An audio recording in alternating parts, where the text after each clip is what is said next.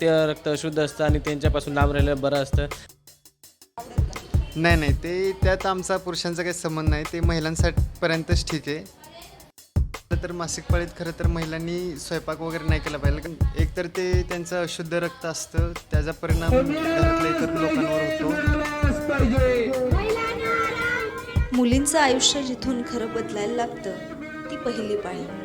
पण आजही आपल्या समाजात ही गोष्ट इतकी गुप्त, लाजिरवाणी आणि अपवित्र मानली जाते की अनेक मुलींच्या आयुष्यातील पाळींचा अनुभव हा त्यांच्या आयुष्यातील दुःखद आठवणींपैकी एक बनून राहतो.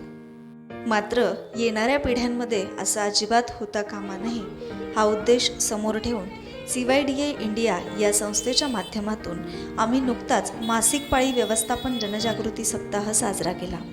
नाशिक आणि सिन्नर या भागात आम्ही वेगवेगळ्या की लोकेशन्सवर पथनाट्य सादर केलं. या पथनाट्यातून आम्ही लोकांपर्यंत एकच गोष्ट पोहोचवण्याचा प्रयत्न केला. पाळी म्हणजे विटाळ नाही, ती एक नैसर्गिक आणि आरोग्यदायी प्रक्रिया आहे. हे आपण सगळ्यांनी समजून घेतलं पाहिजे.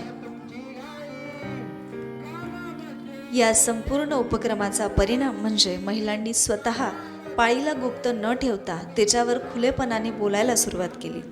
अनेक महिलांनी शपथ देखील घेतली की आता आपल्या मुलींना, बहिणींना तेच दुःख भोगावं लागणार नाही. अशी या पाळीची गोष्ट हा संपूर्ण एक आठवडा जो केवळ सॅनिटरी नॅपकिनवर चर्चा न करता महिलांच्या भावनांवर, अनुभवांवर आणि मानसिकतेवर काम करण्यासाठी होता.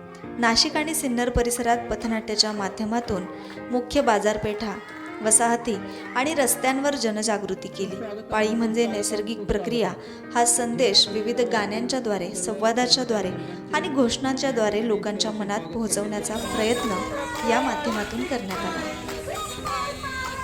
पाळी या विषयावर केवळ नाशिक आणि सिन्नरमध्ये उपक्रम नव्हता.